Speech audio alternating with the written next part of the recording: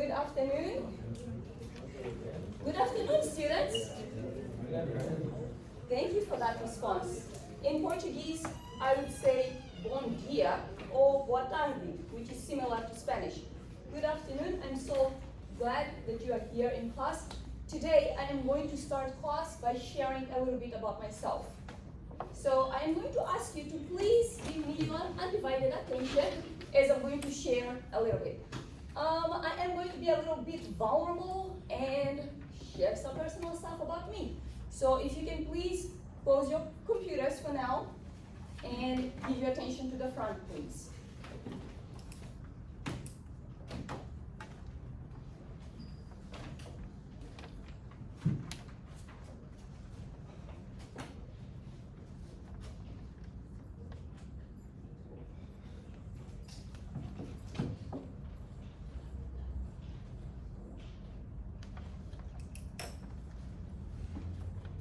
Give me 1 second until I find this slide.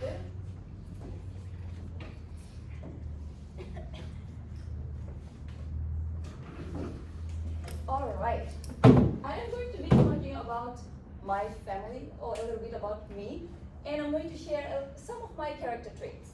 So I was born in Mozambique, in Beira, where I spoke now Kiswa, Portuguese, and then I learned Sisutu, Afrikaans, English, and Spanish.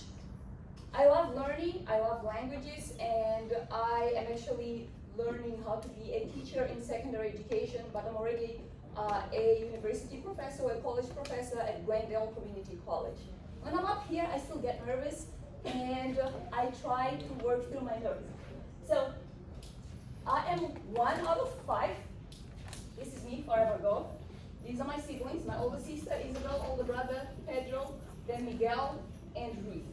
My mom, the lady sitting over here, you can barely see her, her name is Rosa, and my dad, his name was Santos. So they had 5 kids together, and my parents really inspired me to be who I am. They instilled in me the love of education and like to go to school and to make education a priority, and that's very, very important for me. So I'm going to ask you, I gave a couple of people some pages to ask me some questions. Let's start with the first person that I gave the paper over here. Can you please read the question? You get to ask me some questions today. Go ahead, Sandra.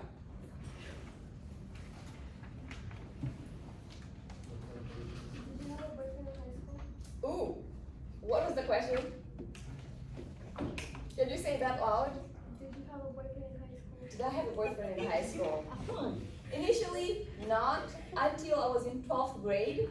I didn't have a boyfriend because my mom used to tell us not to date. She was like so strict, and she used to tell me and my siblings that your books is your boyfriend, or your book is your boyfriend. That was my mom's. She was like very authoritative. She was somewhat like Korean in a way, like she wanted her rules, and so I was afraid of having a boyfriend, and I waited until I was about 18 to have a boyfriend.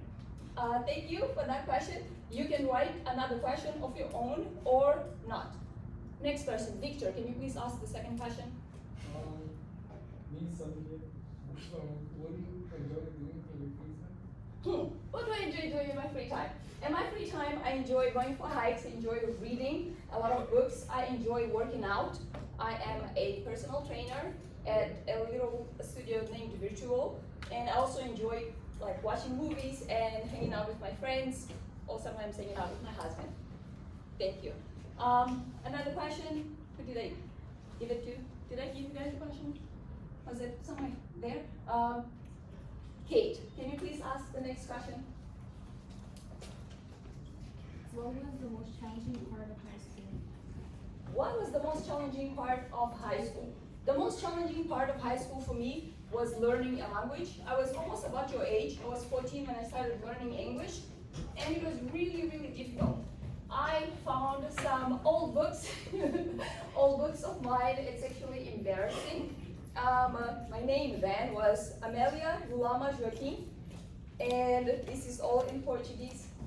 Like, So I was like underlining, using red ink. I've always been a person who likes studying, and I always took my studies seriously. And again, like you can see, I was like underlining, taking notes in class.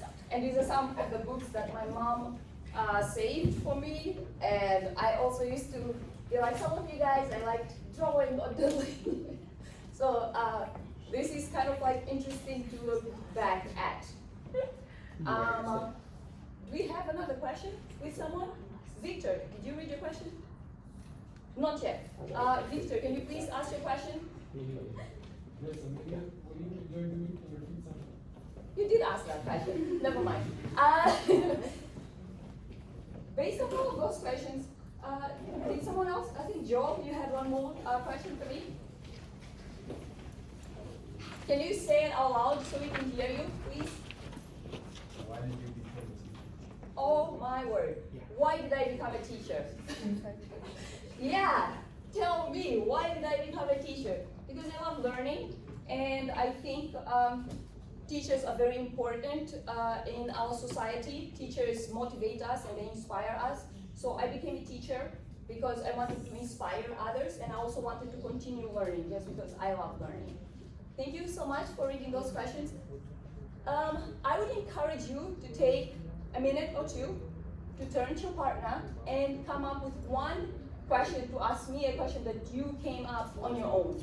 Please turn to your partner and decide on asking me one or two questions. Turn to your partner, come up with a question, and then you can answer. Appropriate questions.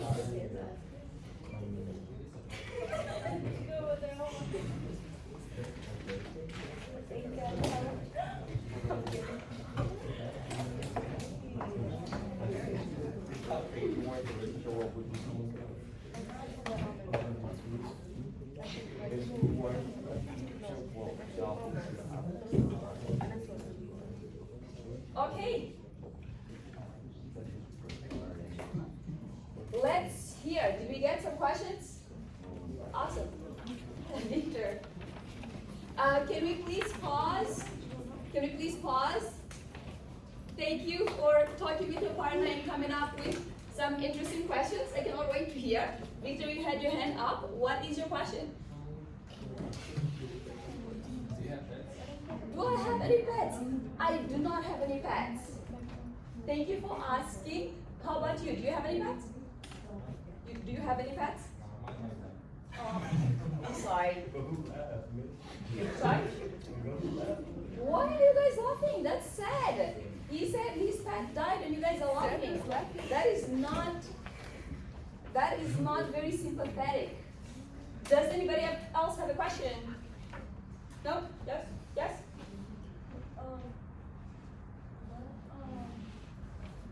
Activities or like fun things that you do with friends? Oh my goodness. So when I was growing up, we used to play like soccer, but we used to make our own soccer balls because we couldn't afford like real soccer balls. So we'd stack a ton of plastics inside one another, and like kind of like by stacking so many plastics, would make a ball that was very bouncy. So we played soccer, and sometimes when it rained, so Mozambique is very, very hot. When it rained, we would go and play outside in the rain. And also I live right in front of the beach. Most of the times for fun, we would go to the beach, have a picnic, or just go swimming. Any other questions? That's not word. So I'm going to answer Rachel. Is that Rachel? I'm gonna answer Rachel's question first, and then Samuel. I am 40 years old. I am going to be 41 in August. So, yep, I am on the adult side of things. I look like a little kid, but I am a grown woman. Samuel, can you please go ahead with your question? If you weren't a teacher, what other occupation would you have been? The thing I do on the side, I'll be a fitness instructor, and that's what I do. So I am actually doing the two things. I am actually doing the two things that I love the most. being a fitness coach, and being an educator. All right, let's proceed to today's actual lesson. Thank you so much for your questions. I appreciate that. And I hope just by kind of like talking to each other, you will also do the same thing with each other, you know? Ask each other questions and get to know one another, okay? So let us go over today's plan. Today's agenda is right over here. Take a look at it. This is what we're going to be doing. We are covering one of the California standards. We are focusing on reading and citing textual evidence. And that's what we'll be doing by rereading our book and annotating. You'll be doing that just like we have been doing in previous classes. Today's learning goal is written right up here. Christian, can you please go ahead and read? Students will be able to read text to cite textual evidence to support Inferences. And then number 2? Students will be able to analyze themes by comparing and contrasting any two complex character traits. Identify one or two character traits and cite strong textual evidence. Awesome. Thank you. In our last class, we were learning about, we kind of like covered, what did we cover? Oh my goodness, what did we cover? Last class. Do you guys remember? What did we learn about? What did we read about? What were we reading? I think we have a book. Oh my gosh, I forgot. Is it Antigone? Did we read Antigone last class? No, was it Exodus? What did we do? Journals. Okay, we did. But with me, did we kind of like read? Oh, with Miss Bernal, did we read up to Exodus, part of it? Yes? You don't remember reading part of Exodus? I think if you open your book to page 238, let's open our books on page 238. Everybody, take out your books and let's read let's open at page 238. Do you remember us reading page 238? If you like take a look, scan. We did not do Exodus yet. No? No? Are you sure?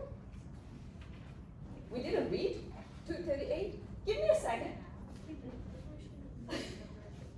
We have read the first 3 pages of Exodus. We have read all the way to where Queen Eurydice exits the state. Okay, so maybe we need a reminder and we need to refresh our minds. If you have your head down and maybe you're struggling with like being tired at this point of the day, you can stand up and like maybe stand at the back, walk around a little bit, or I'm going to remind you to please keep your head up. If you have your head down, Belen, can you please keep your head up? Thank you. So today we are going to be looking at this essential question: how do people respond to unjust power or authority? How do people cope with loss or grief? Let's start reviewing some academic vocabulary words and also reviewing what we read previously. So our review will be about previously on Antigone. It was pages 239 to 240. Please have your book open at page 239.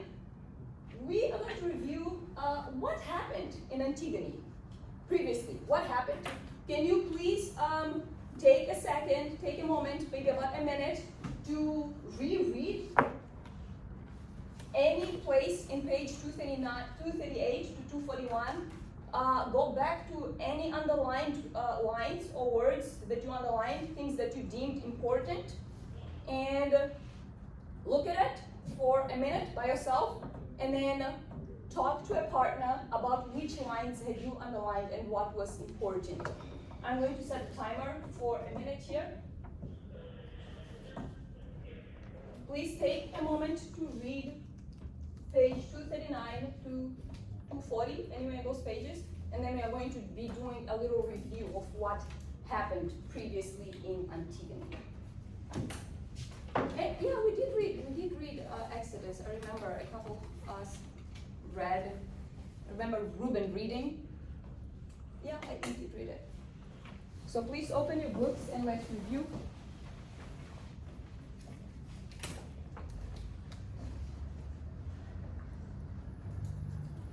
First minute is done. Right now, please turn to a partner and maybe discuss.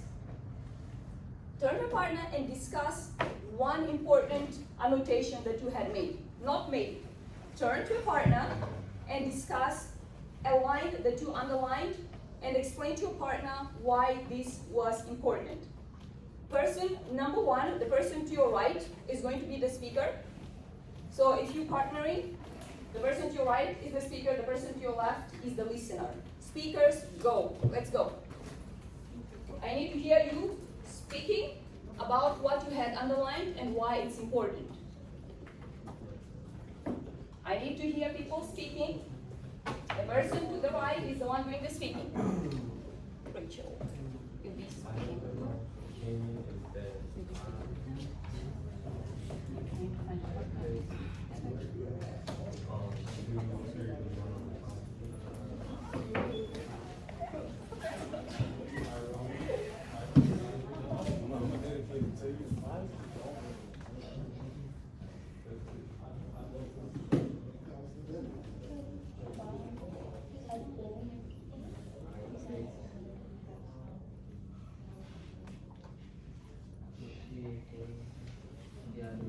And then, after the first person spoke, the other person is going to cite which line they underlined and why was that line important. What was the significance of this line?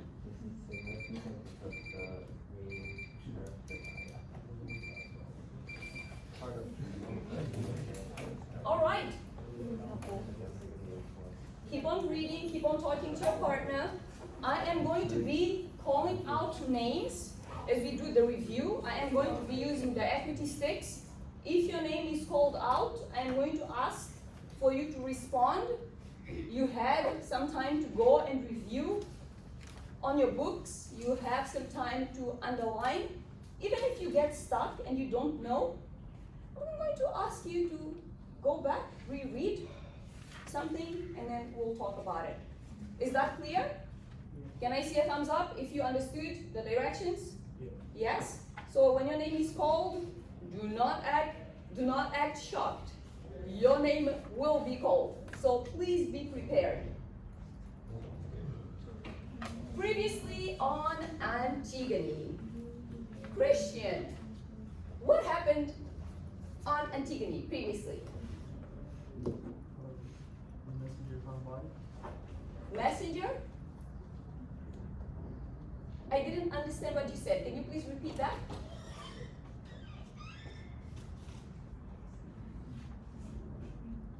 Messenger shows that so that the messenger found Haman's body. Messenger found Haman's body. How did he find Haman's body and what had happened to his body? he killed himself. He killed himself. Oh, I meant to remind us in today's lesson, we are going to be talking about some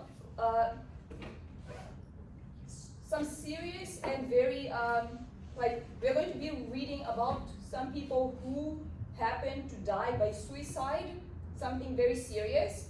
It does happen, and there is help. If you know of anyone who needs such help, I recommend that you call the Suicide and Crisis Lifeline. It's available 24 hours. This is the number. Please take a moment. This is very serious. Take a moment to maybe jot down this number.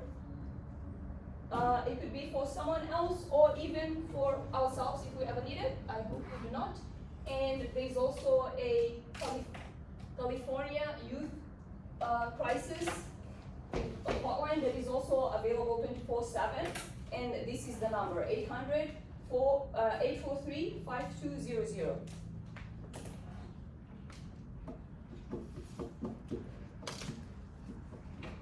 What else happened in, oh, thank you, Christian, for reminding us of what happened. We found out that Haman had died by suiciding himself. And the next person is Ashley. Is Ashley here? She went to the restroom.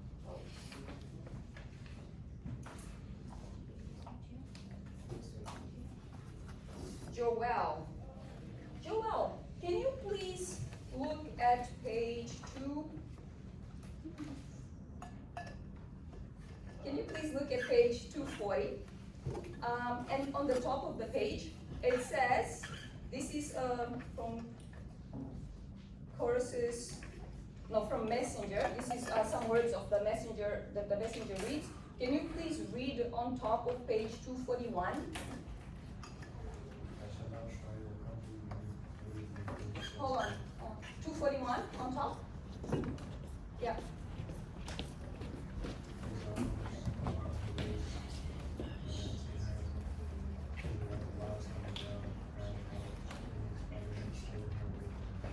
Okay, these lines.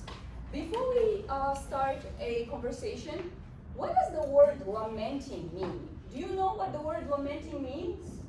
Lamenting. What does lamenting mean? If you do not know, I'm going to ask you to pause right now, open your Chromebook, and actually look up the meaning of the word lamenting. And if you kind of like have an idea of what lamenting means, you can go ahead and try to explain what it means. You can guess if you know what lamenting what lamenting means. There's a word similar to it in Spanish. It's like lamentar. We have Spanish speakers in here. Yes, lamentar. How would you translate lamentar? You?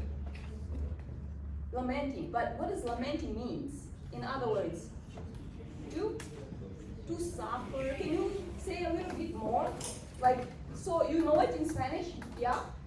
How would you translate that? Let's say, how would you explain to someone? Use a full sentence. The word lamenting means, can you try to like say that in other words? The word lamenting means grief. So you just used a synonym. And grief, what is grief? How would you describe grief? How would you describe grief? Rajan, how would you describe grief? If someone is grieving, how would you describe that? Sad. Someone who's sad. So you just said one word, sad. I want to encourage everyone, when we speak, I want to encourage us to use full sentences to communicate in a full, communicate with like full words and express our thoughts. So go ahead, try it again. How would you describe grief?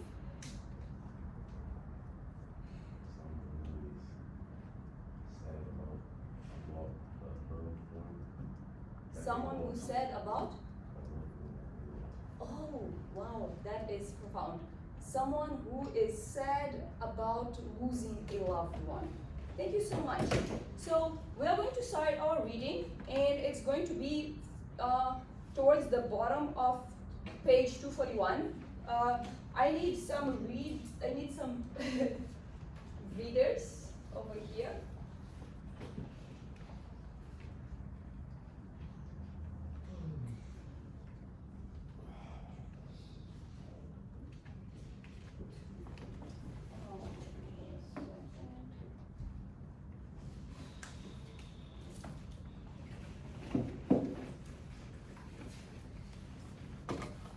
Okay, before I start the reading, I wanted to just explain some academic words that we will come across in our reading today.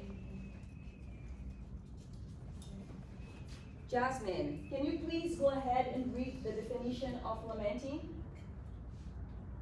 Lamenting to express sadness and feeling sorry about something, the act of weeping or of expressing regret or disappointment. So in this line, his arms about her waist, lamenting her, his love lost on the ground, crying out that his father had stolen her away from him. Who are we talking about here? Who are we talking about? Why is Haman lamenting? Why is Haman grieving? Can you say that out louder? Antigone is dead. And what is the connection about Antigone being dead and now Haman lamenting or feeling really sad? What's the connection between the two of them? Say a little bit more. They were engaged, so he lost the love of his life. His fiancée is dead and now he's sad and he's lamenting. I need some readers for today's part. Who would want to volunteer to read Coragos? Who would want to volunteer to read Coragos? Who would want to volunteer to read Coragos? If you do not volunteer, I'm going to pick out from the six.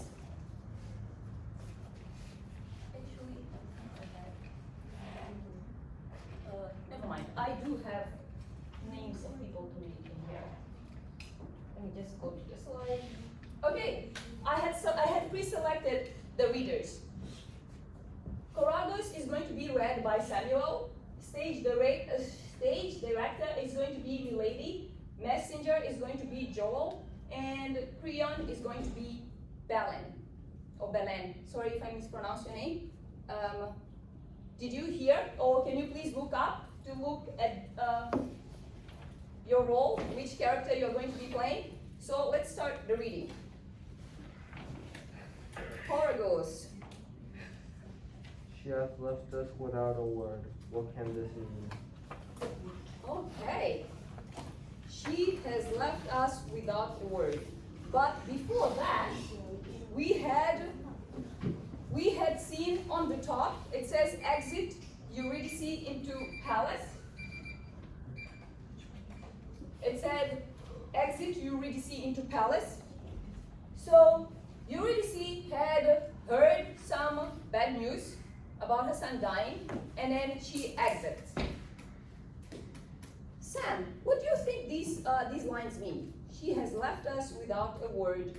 What can this mean?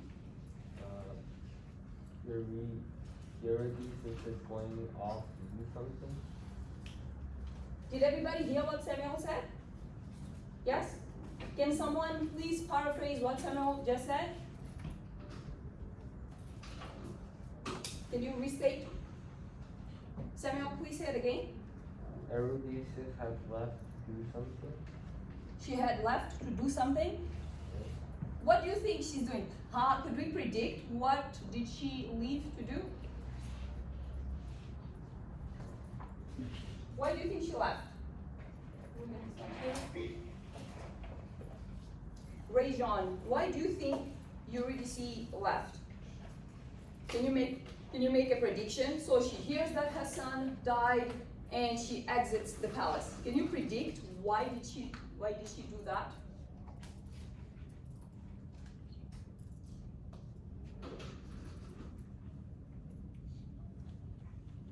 You can go back to the book and kind of like just read the next paragraph, and then I'm going to come back to you in a second. Messenger, please read. Joel? Trouble answered, yes, she knows what is best, her grief is too great for public supplication. And doubtless she has gone to her chamber to weep. Okay, pause right there. She has gone to her chamber to. What did we just learn? Why did she exit? Can you say that a little louder? She went to go cry. She went to go cry. There was this line in here, her grief is too great for public lamentation. What does lamentation mean again? To grieve. So why would she she step away and go cry in private and not in public? Why do you think the queen decided to go to her chamber, like her bedroom, or somewhere private to cry instead of crying out in public? I am going to be asking you to turn to a partner to pair and share why do you think she went to cry in public and not, to cry in private and not in public. Turn to your partner and let's discuss.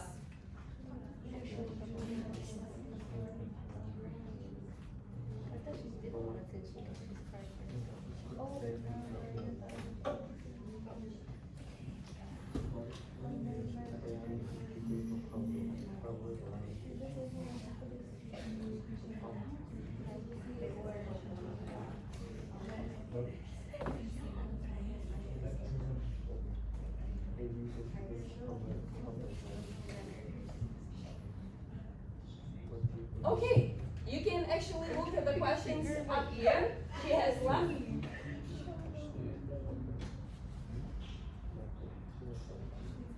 She has left us without the word. What can this mean? That was the first quote. And then the question you are discussing right now is, why would someone leave after hearing what he just heard? Why would someone leave? Like if you were Eurydice and you just heard about your son dying, why would you leave? Why wouldn't you stay with Priyan and Caragos and the messengers? Why would you go somewhere private? Please share with your partner. Person on the right talks for 30 seconds.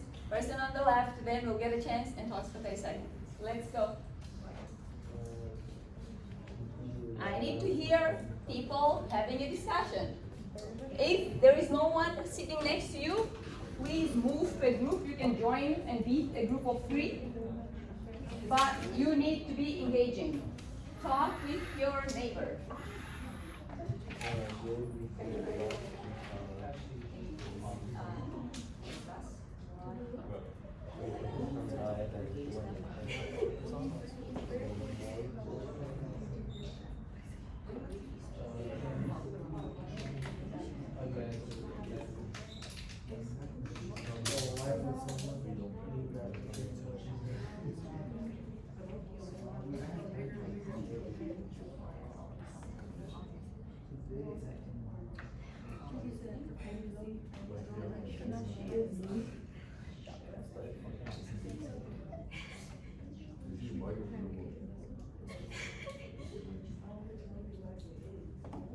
All right, please pause your conversation.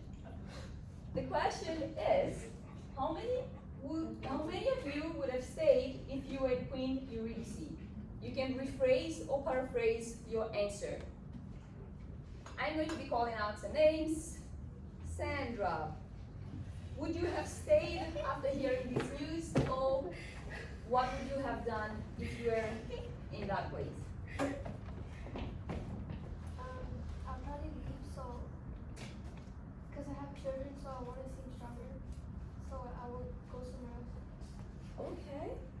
Okay. Would anyone else want to add to what Sandra just said? Anyone? Do we sometimes feel like, oh my gosh, I do not want to cry in public, I don't want anyone to see me crying, and then you'd rather cry in private? Does that ever happen to you? Can you raise your hand if that happens to you? Where you're like, you're so sad and you don't want anyone else to see it, so we hide. It does happen. How many of you would have stayed with Priyan and Caragos? Can you raise your hand if you would have made the decision to stay? You would not stay. Why wouldn't you stay with Priyan? Balan, why wouldn't you stay with Priyan and Caragos? Excuse me? Can you come back to me? Can I come back to you? I will come back to you in a second, but I want you to think about it, and I want you to go back to your book and reread, so you also can think for yourself. If you were a queen, would you want to be grieving in public or would you go in private? Let's go to the next person. Please, Merai. Would you have stayed with Kriyan and Coragos or Messenger if you heard that sad news? Or would you also decide to go somewhere private? I'd go somewhere private because I feel like as a queen, that's a very vulnerable place, like to cry in front of people. So it's just very vulnerable and I wouldn't feel comfortable just crying in front of everybody. All right, let's get back to reading. Thank you for that insightful interpretation. It's your own perspective. Again, as we engage in discussions, I want to hear your thoughts. I want to hear you interpreting whichever way you understand. What's going on? Are you ready? I said I would come back to you. Are you ready to answer? No? But you were talking with her, so if you are able to talk to her, maybe you could also try to talk to the rest of the class. Yeah? It's okay, just pretend. I haven't read it though. You did not read it? Okay, take a moment to go through it. Let's go back to Messenger. Messenger? And the Hiram did, her son and her firstborn was a curse for their father, the murder of her son. For her dead son, leading her maidens in his dirge. Coragos, Samuel, can you please continue? It may be so, I fear this deep silence. It may be so, but I fear this deep silence.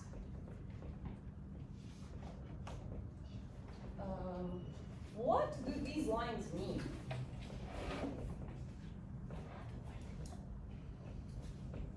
What do these lines mean? Please think about it.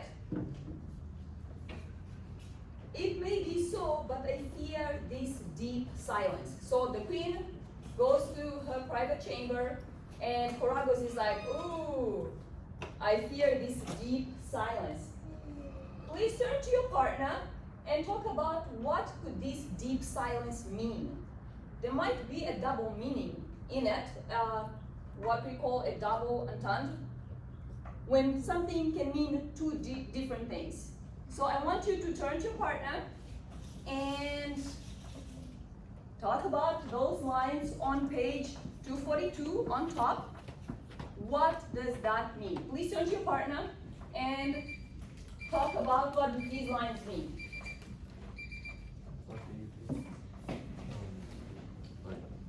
Please turn to your partner. But I fear this deep silence. What could this deep silence mean? What could the deep silence mean? What do you think the deep silence means? What do you think? Let's predict. Think what prediction could you make? Make an educated guess. She's gone, and Coragos fears this deep silence. And I'm going to be calling out a couple of names. Why is Coragos afraid of the deep silence? Silence is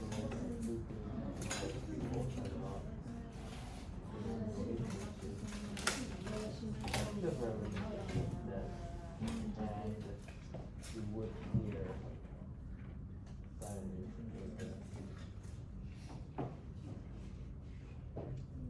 What about you want to add into it? All right, let's get back. Let's get back to have the discussion with the whole class. Belen, are you ready to give us your answer? No, I didn't read it. No? All right, let's continue with the question. But I fear this deep silence. Why is Coragos afraid of this deep silence? You had a chance to talk to your partner.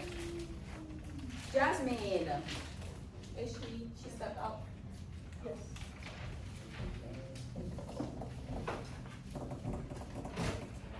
Kate Contreras, why might Coragos be afraid of the deep silence of Eurydice?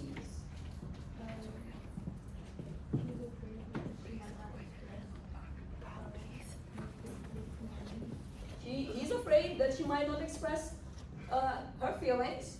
Okay, Yi-chan, why do you think Koragos is afraid of this deep silence? What are your thoughts?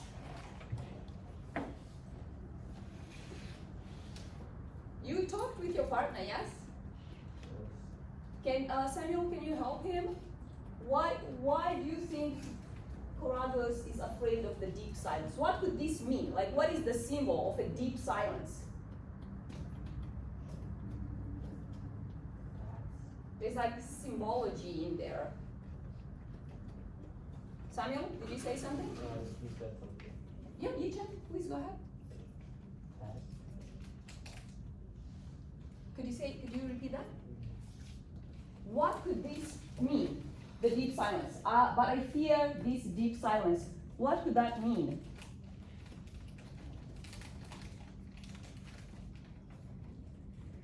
Ashley, can you please explain what this line, why is this line important, but I fear this deep silence? Why is that? Could you explain in your own words? Go ahead.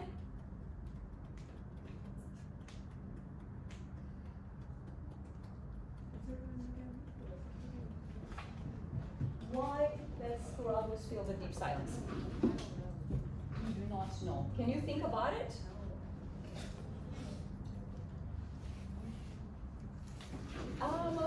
Okay, messenger. Wait, before we continue, I still want to hear your responses.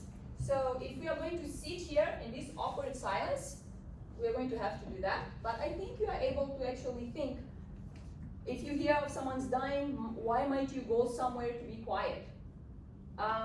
You might have an answer for that. You can guess. It's not right or wrong. So I'm going to encourage you to please think about it.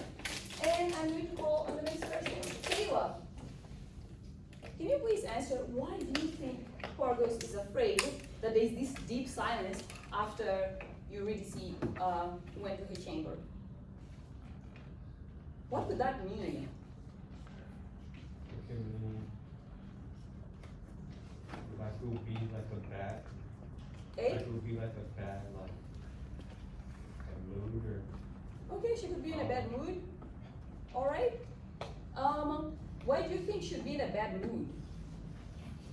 because of that of her death. Oh, Of her death. of the death of her son. Awesome. Allison, can you please elaborate on why you think there was a deep silence? Why Koragos was afraid of the deep silence?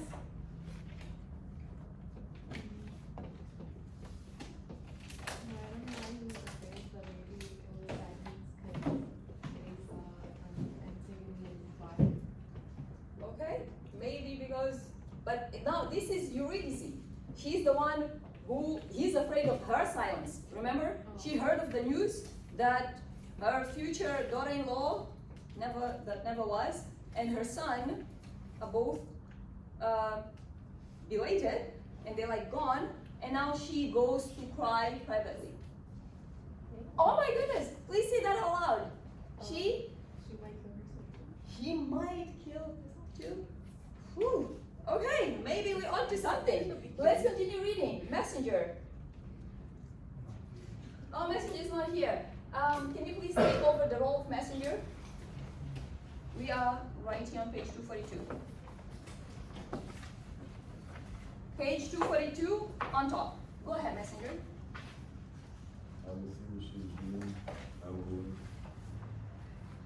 Exit Messenger into the palace, and then enter Creon with attendants bearing Haman's body. So here comes Creon carrying the body of his son, his dead son. Koragos. But here is the king himself. Oh, look at him, bearing his own damnation in his arm. Okay, let's pause right here. Here comes the son bearing his own damnation on his arm. What damnation is Koragos referring to? What is the damnation here? Do you remember any of the prophecy that Tiresias had said to Creon, what was going to happen?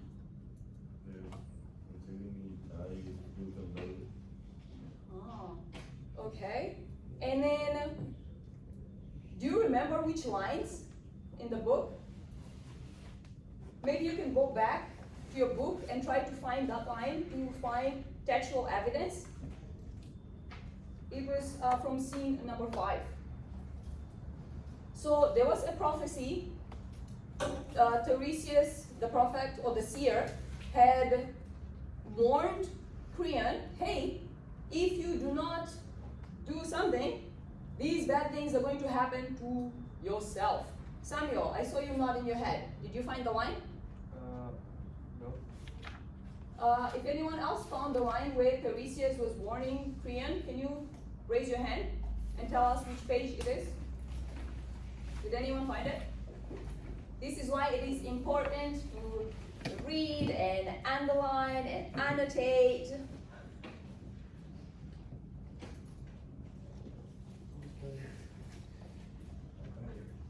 Yes, thank you. Well, can you tell us the page number? Page 234. Page 234 and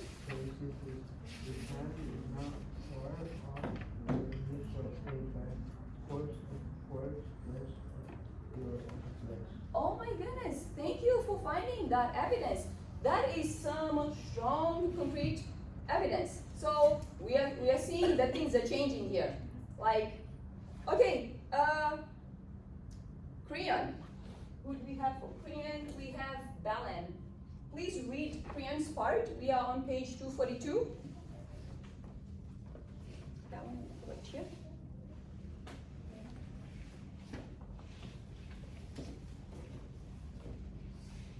Go ahead. The thing you say can touch me anymore. My own blind heart has brought me from darkness to out of darkness. Here you see the father murdered, the murderous son, and all my civic wisdom. Okay, what does he mean when he says, my own blind heart has brought me from darkness to final darkness? What does Creon mean with that? Isn't it right? What do you think Creon is saying here? You see father murdering the murdered son and all my civic wisdom. What is he saying? Isn't it right? Yeah.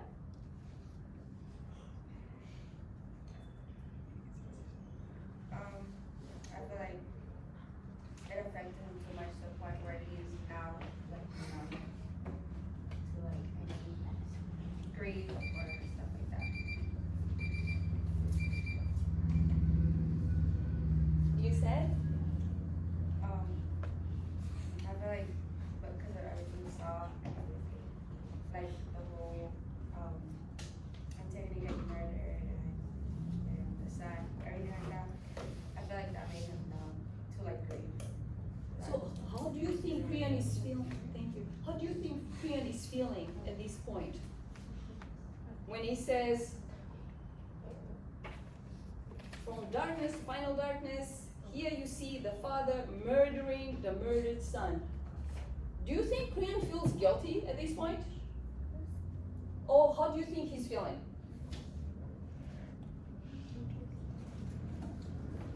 I want you to think about that and then we're going to come back. Please continue, Creon.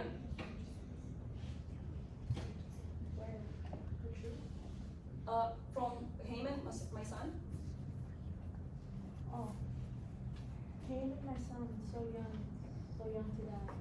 I was a fool, not you, and you died for me. That is the truth, but you were late in learning it. Okay, let's pause for a second. When he says, Haman, my son, so young to die, I was the fool, not you, and you died for me. How is Creon feeling? Can you think about that for a second? What are some of the feelings that he might be having?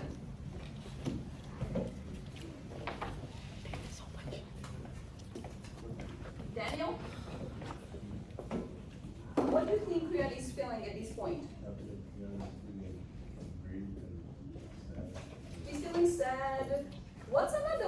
Like, you know when you do something and then you're like, oh my gosh, I shouldn't have done that.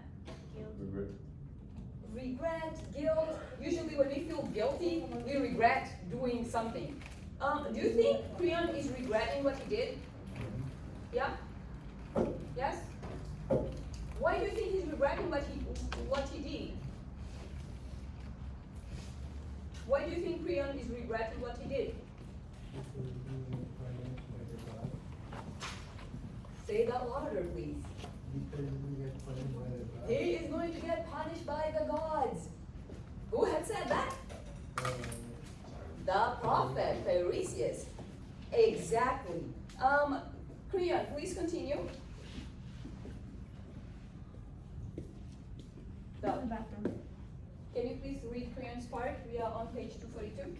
Your part will take you one. Actually, let me give someone else a chance. You read first. Michael, can you please read 242? You, from now on, you'll be Creon.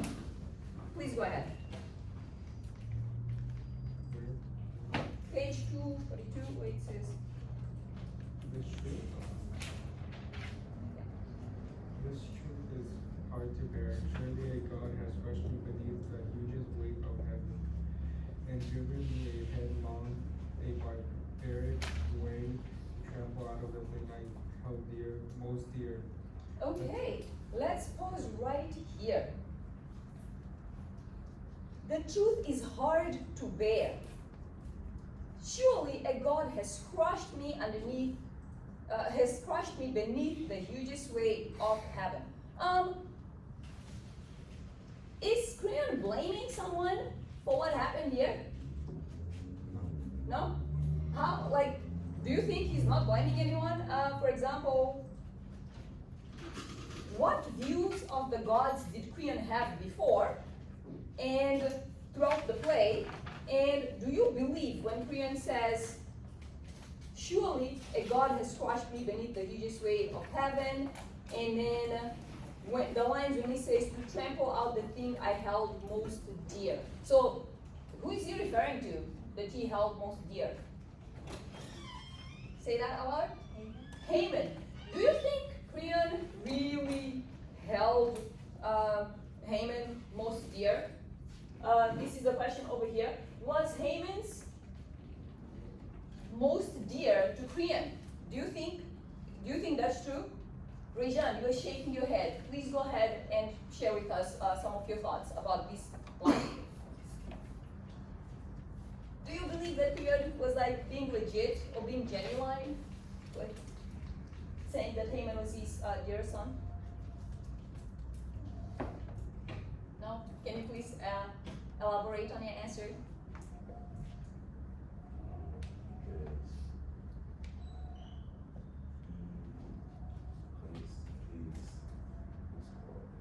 He?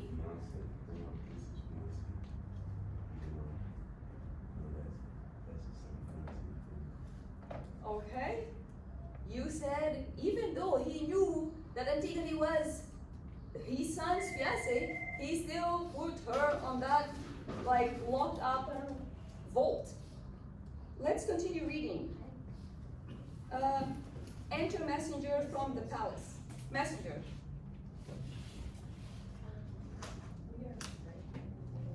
Messenger. The burden you carry in your hands is heavy, but it is not all. You will find more in your heart. Ooh, okay.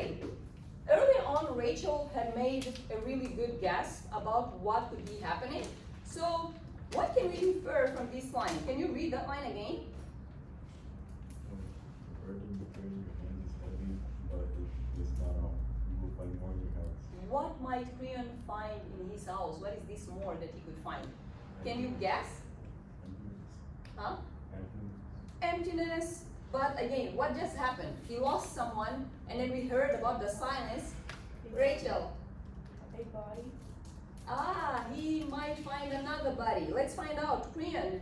Joel, please go ahead.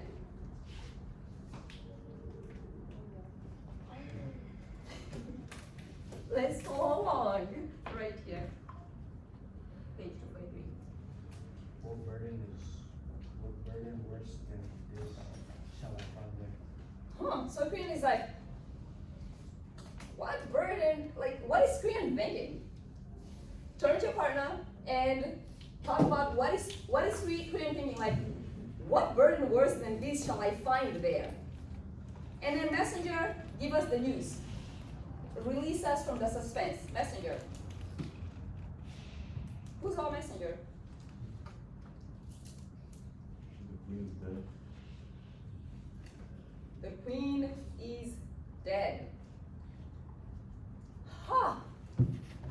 Can you pause for a second? Why was this?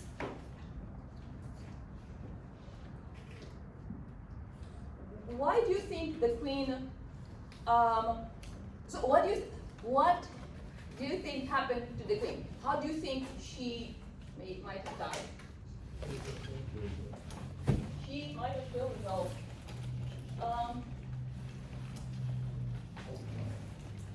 Okay, so we are inferring or we are guessing that the queen killed herself. Okay, let's continue reading. Korean. Therefore,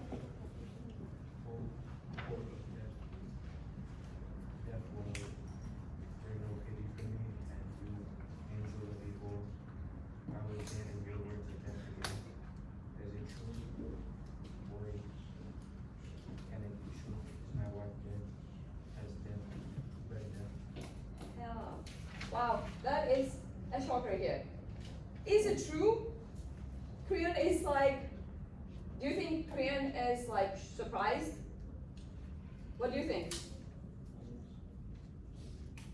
Yes. What makes you think that Korean is surprised? If you look at these words, can you read Korean's words? Take a look at them. Why do you think he might be surprised? He asks an important question here. Can it be true? Messenger, please continue. You can see for yourself. The doors are opened and the body of Eurydice is disclosed. So we have confirmation of Rachel's guess, or she inferred, she made an educated guess that, oh, Eurydice might end her own life, and she did. Korean, please read on. Oh, pity, all true, and more than I can bear. Oh, my wife, my son. Huh. So we learned a new word earlier on that in Spanish was lamentar or lament. What was that word? Lamenting. So do you think, what is Korean doing right now when he says, oh, my wife, my son, what is he doing? Let's use the word we learned today.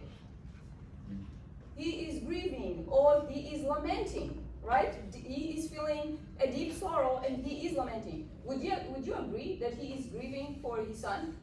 So question here. Oh my wife, my son. Why is he upset? And question, does he consider Antigone when you look at him like lamenting and grieving, but he just says, oh my son, oh my wife, my son, but he doesn't mention Antigone? What do you think? Like, what is he upset about, and does he consider Antigone at all? Can you please turn to your partner and talk about whether Korean considers Antigone, or does he only care about his wife and son? Turn to your partner and please talk for 30 seconds. Turn to your partner, and I want to hear your thoughts. What do you think?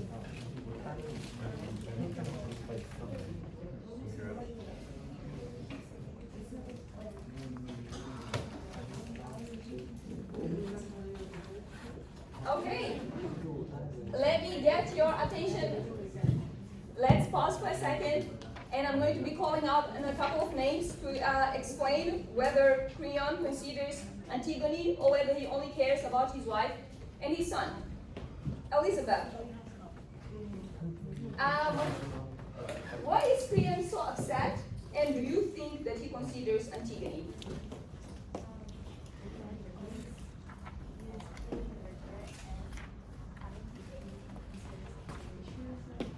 Why do you not think that he considers Antigone?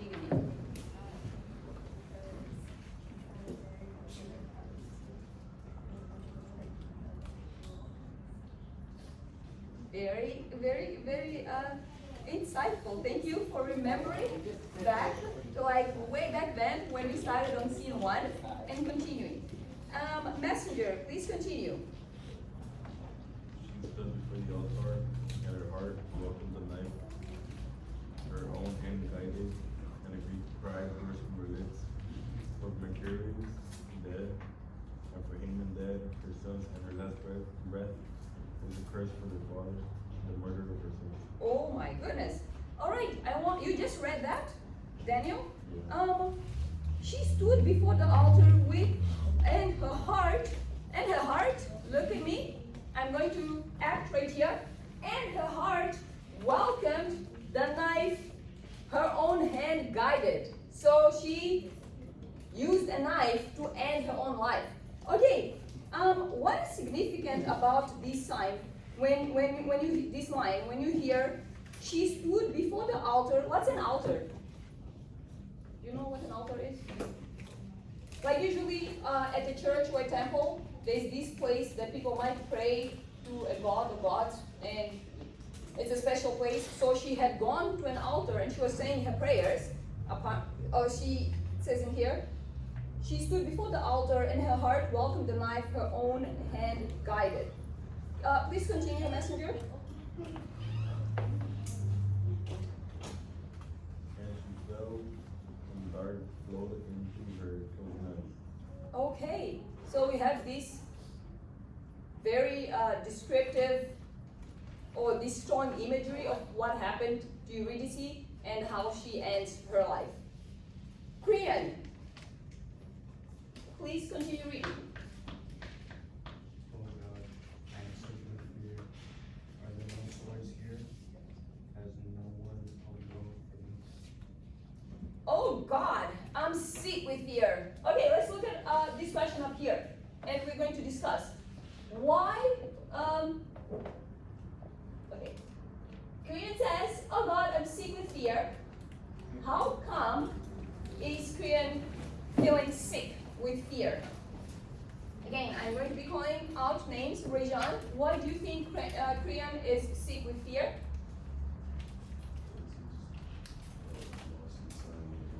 He lost his son and his wife. Awesome.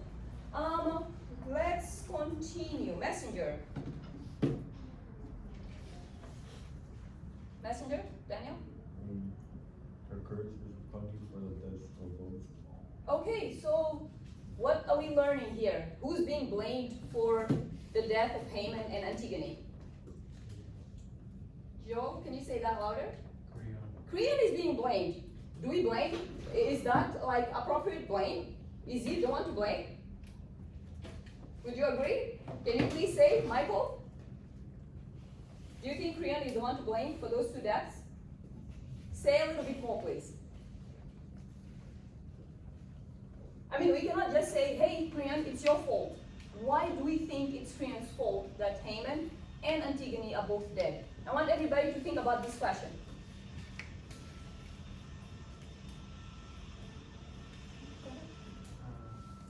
I think it is Krian's fault because he couldn't keep going before his family. Mm-hmm. And because of that, he ignored his son's needs and wants and put himself over, and that led to him killing his son's fiance, basically, and leading to the death of Haman. Exactly. Rachel, what are your thoughts? Why is Krian feeling sick with fear? I mean, he might be regretting what he did, but why is he feeling that way? Do you think he's guilty?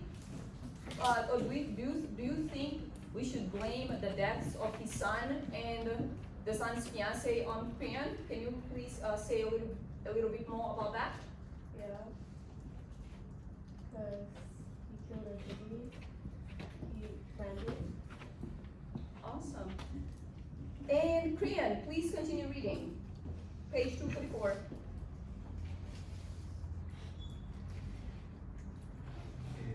It is right that I should be. I alone am guilty and I say it, lead me in I have neither right nor substance.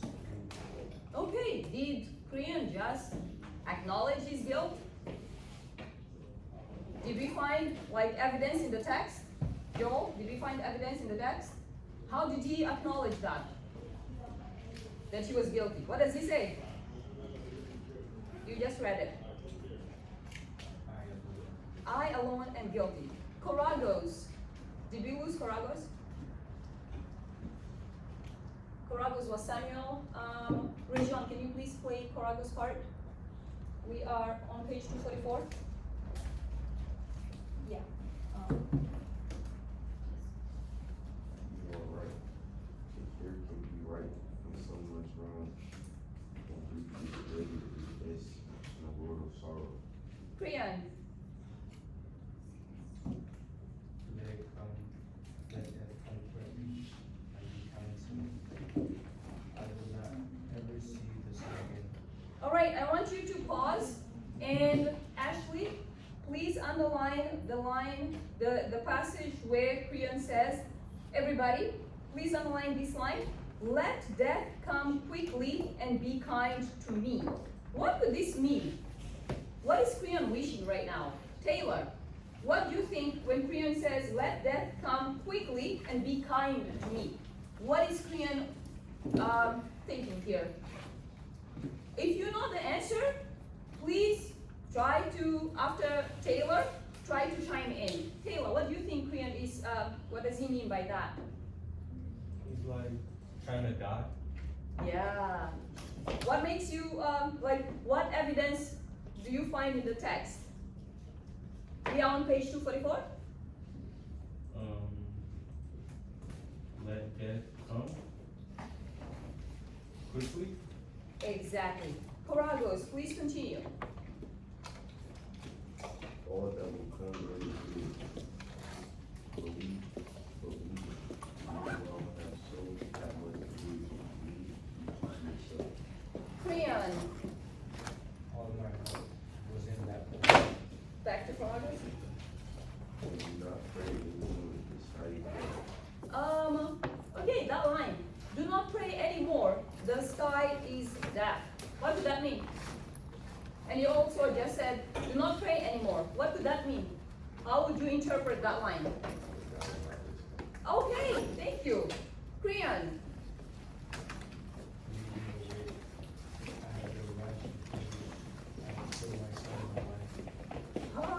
pause there. Underline that line. I have been rash and foolish. Has Priyan been rash and foolish?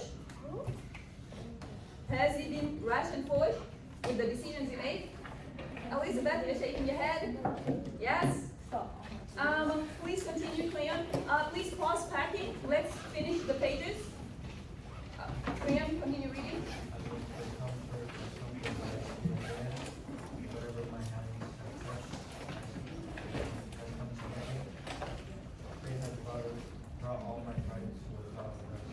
Please pause packing. We still have, class is not over yet. And let's just finish reading Exodus. Koragos, please complete. There is no happiness where there is no wisdom, but in submission to God. His words are always promised. A proud man in old age learns to be wise. Okay, thank you. We are going to review a little bit more of the ending. Can you please have a seat? What did you think about the play? Was Haman wise? Was Priyan wise or was Priyan foolish? I want you to think about these lines. I want you also to think about were the young people foolish? Were the older people wiser? Or was it a little bit of a mixture? Maybe Haman was wise even though he was young. Maybe Antigone was wise even though she was young and a woman. So, what do you think about the play? And also, reread these underlined important notes because you are going to use it on your essay. So for the finals, you are going to be writing your essay and we will be using our notes. Thank you so much. I am going to be collecting those paragraphs that you